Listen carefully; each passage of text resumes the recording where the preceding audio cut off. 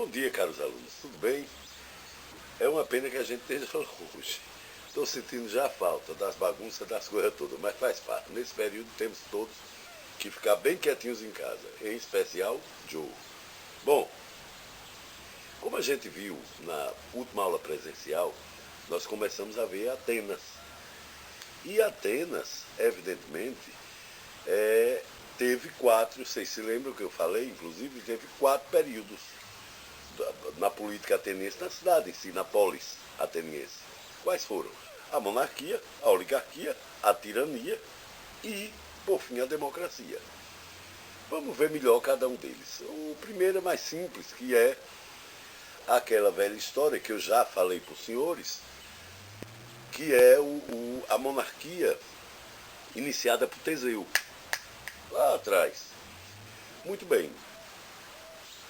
O título do rei ateniense é Basileu. Lembra-se que a gente conversou sobre Basileu? Isso. É o título do rei.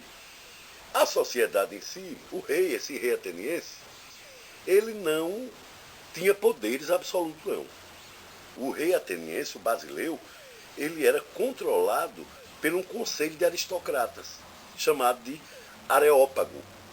Areópago era o conselho de aristocrata que controlava o rei ateniense, como se fosse um parlamentarismo. Mas não podemos ainda falar em parlamentarismo, tá bom? Estou só exemplificando. Bom, que a economia de Atenas, da época, era baseada em agricultura, a sociedade apresentava assim, tinha 3 modelos de gente, vamos dizer assim: cidadão, meteco e escravo.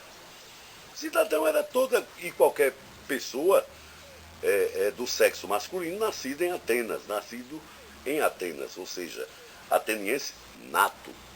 O meteco é o estrangeiro. É o estrangeiro que vinha para Atenas, que morava em Atenas, que residia em Atenas. Esse não tinha direitos. Era livre, mas não tinha direitos. Direitos políticos nenhum. E por fim os escravos, que esses, como todos sabem, historicamente falando, escravo não tinha direito a absolutamente nada. Normalmente os escravos em Atenas, eram 2 tipos de escravos, 2 modelos. A sua grande maioria era de escravos por dívida. Escravidão por dívida, que em Atenas existia. É interessante se dizer que, imagine quem era escravo.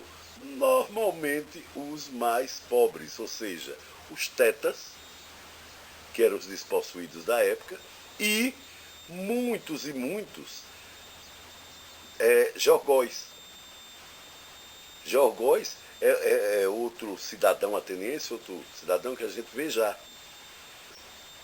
Então, esses 2 grupos atenienses, esses 2 grupos de cidadãos de Atenas, os georgóis e os tetas, eram os mais prejudicados, sem dúvida nenhuma. Sempre pegavam um empréstimo para fazer uma plantação, essa plantação não dava certo, e lá ia esse cidadão preso, escravo.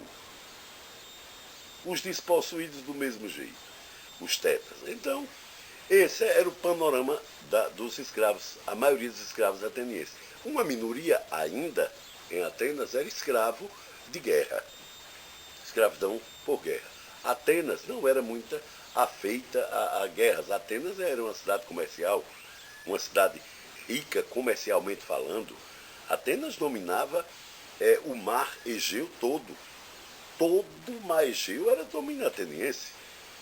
Vocês se lembram que Esparta dominava a península do Peloponeso, enquanto Atenas dominava os mares. Grande marinha Atenas tinha. Todo mundo lembra disso? Muito bem. Os cidadãos dividiam-se em eupátridas. Quem eram os eupátridas? Os bem-nascidos, ricos, descendentes dos jônios, da galera que chegou primeiro, pegou as melhores terras, pegaram as melhores terras dos eupátridas. Então, esse grupo chamado eupátrida, a gente vai dizer que era a aristocracia ateniense. Cheio de pose, bacana.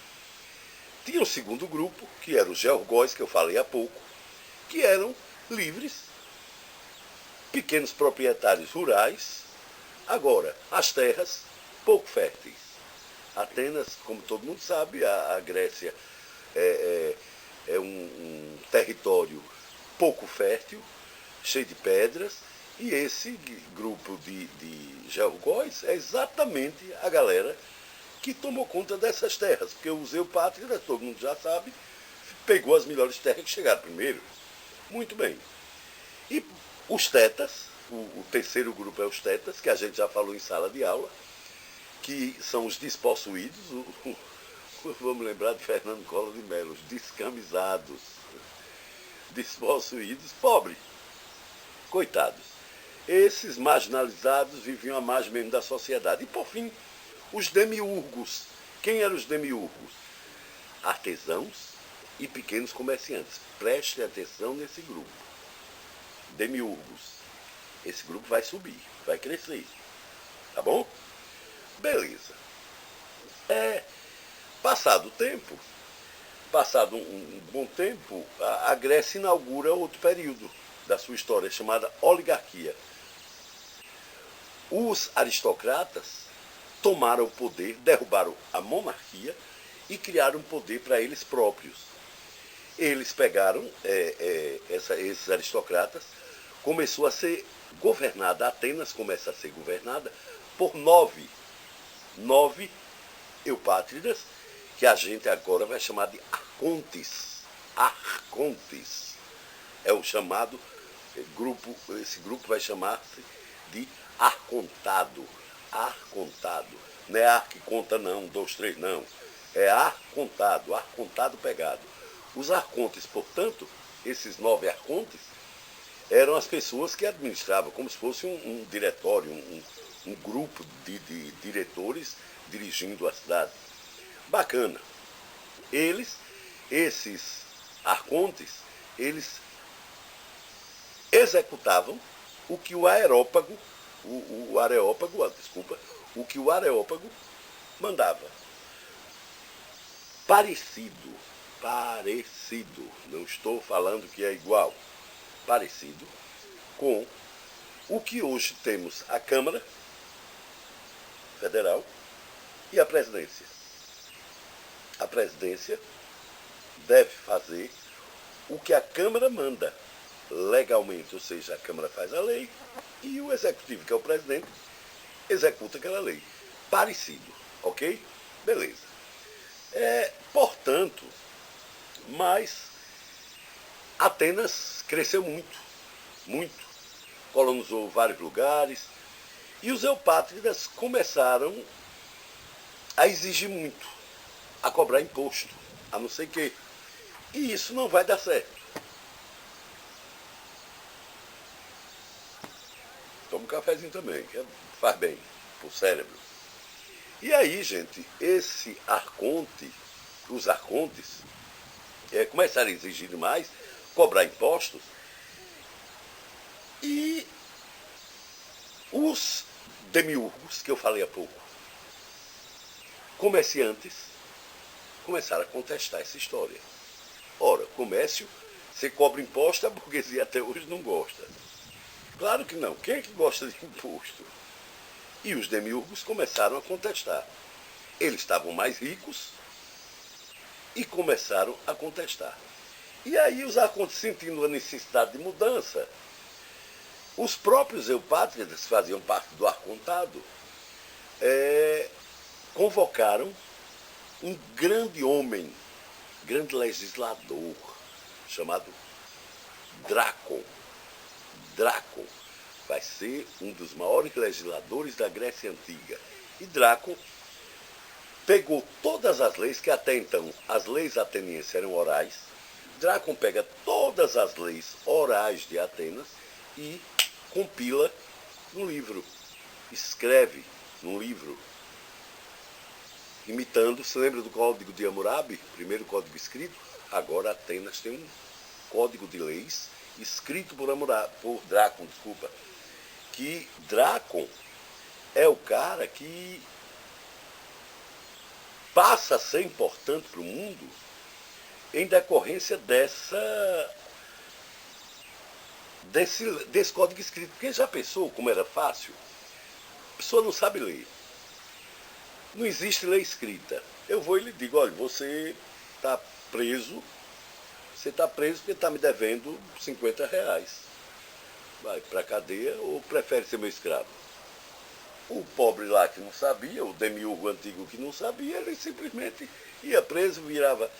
E isso deu ao povo, deu ao cidadão ateniense, em especial aos demiurgos, a capacidade de interpretação de lei.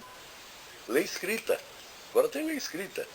Então eu aprendo a ler, sei ler, então vale o que está ali. Essa é a grande contribuição de Drácon.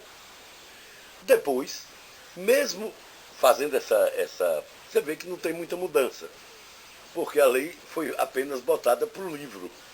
Não mudou a sociedade em si.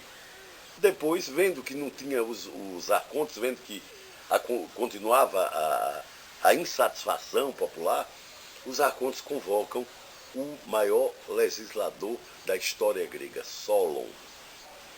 Aí sim, Solon é um eupátrida? É. Mas Solon era envolvido com o comércio. Então tinha muito a ver com os demiurgos. E aí Solon cria as seguintes leis. A lei que abolindo a escravidão por dívida. Olha que maravilha, né? E o monopólio do poder político dos eupátridas. Perfeito para os demiurgos que subiram e agora estão ricos. É nesse momento que abolida a lei de escravidão por dívida e abolido o poder exclusivo dos eupátridas, ele divide a sociedade ateniense, faz uma redivisão da sociedade ateniense. Dessa vez, a sociedade ateniense vai ser escolhida por quem tem mais dinheiro. Essa história de eu sou bem nascido, eu sou mal nascido, é quem tiver mais dinheiro. Essa será a nova sociedade ateniense. Então, estabelece nesse momento a Eclésia, que é uma assembleia de todos os cidadãos, e a Bulé, conselho dos 400 escolhido das duas camadas mais ricas da sociedade ateniense. Essa é a oligarquia. E aí, muita disputa interna gerou essa oligarquia e cai a oligarquia, nasce a tirania. A tirania é um tirano, como se fosse hoje um rei absolutista ou uma ditadura, mas sem esse nome. A tirania é a imposição de ideia. E o primeiro tirano a chegar ao poder é Pisístrato. Pisístrato governa Atenas de 560 até 529 a.C., quando ele realizou uma série de reformas sociais interessantes, econômicas também, mas quando ele morre, fica 2 filhos, Hípias e Hiparco, filhos de Pisístrato. E o povo revoltado com a tirania desses dois, que era pior do que o pai muito, mata Hiparco. O povo assassina Hiparco. Depois do assassinato de Hiparco, Hípias, ele vira o cão chupando manga. Vira na peste e aí vira tirano dos tiranos. A sociedade ateniense passa a ser controlada na rédea, em tudo por tudo. Violenta repressão, um absurdo. E isso desgastou, evidentemente, e levou à queda de Hípias. O aristocrata Iságoras assumiu o poder, apoiado pelos espartanos, viu? E os atenienses uniram-se em torno de Clístenes, expulsaram os espartanos e depuseram Iságoras. Eu explico já essa história de Iságoras, viu? Que foi apoiado pelos espartanos. Mas Clístenes, quando chega ao poder, agora chega a democracia, vamos começar a falar da democracia ateniense. Quando Clístenes chega ao poder, ele inclusive até hoje é considerado o pai da democracia. ateniense devido às reformas que ele implantou. Ele dividiu toda a Ática. A Ática é a região onde fica Atenas, tá bom? Se o Peloponeso é a região onde fica Esparta, a Ática é onde fica Atenas. Ele dividiu toda a Ática, toda, em grupos de 100 demos. 100 demos. O que é demos? Povo. Demos é povo. Mas povo hoje, o sentido de povo atual é diferente do sentido de povo na Grécia Antiga, em Atenas. Povo hoje é povo qualquer pessoa. Na época era homem, maior de 21, nascido em Atenas. Tá? Nascido em Atenas. Esse é o demos. Então, ele divide em 100 demos. O que era um demos? Um demos era um grupo de 10 pessoas, de 10, 50 era, 50 pessoas, desculpa, um grupo de 50% de cada tribo, aquelas tribos antigas. Ele dividiu a Ática toda em tribo e pega 50 de cada tribo dessa. 50 de cada tribo, formando o conselho chamado, o famoso Conselho dos 500, que vai substituir a tal da Bulé. A Ática foi dividida em 10 tribos, desculpa, gente. Foi dividida em 10 tribos. E cada tribo dessa mandava 50 pessoas para o demo. 50. E esse grupo de 50 cada um, de cada demo que vinha, formava o Conselho dos 500. Que o Conselho dos 500 substituiu a Bulé, como eu estava dizendo. O poder político agora passa para a mão dos 500 e da Eclésia. Quem é a Eclésia? Uma assembleia que participava somente os cidadãos. Estima-se, basta para a gente observar melhor, como tinha pouco cidadão ateniense, diz que Atenas na época tinha 400 mil pessoas. Dessas 400 mil, apenas 40 mil era cidadão ateniense, ou seja, 10%. Não é nada, né? Se a gente pegar hoje uma cidade como Jeremoabo tem 50 mil habitantes, desses 50 mil inscritos eleitoral, no eleitoral tem 25, 26 mil, 28 mil eleitores. Esses são mais da metade, então. Na época de Atenas, não, apenas 10%, tá certo? Havia ainda um tribunal, o Elieu, composto por 6 mil membros, sorteados e dividido em 12 grupos. Para que esse tribunal? Para preservar o modelo democrático criado, que agora sim existia democracia. Todo lugar da Ática vinha gente, que era o Conselho dos 500, então todo mundo participava das decisões da Eclésia, todos participavam das decisões, e, interessantíssimo, o Eliel, que era composto, o tribunal que era composto por 6 mil membros, sorteados em 12 grupos para as diversas regiões. Esse Eliel era como se fosse um prefeito de cada região para administrar a coisa, para melhor administrar. Muito bem pensada a democracia ateniense por Clístenes. É por isso que ele é considerado o pai da democracia.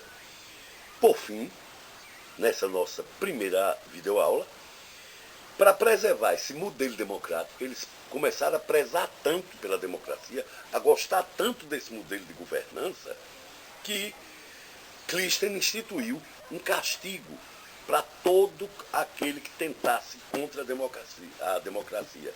Todos que atentassem contra a democracia sofriam do ostracismo. Ostracismo. O que é o ostracismo?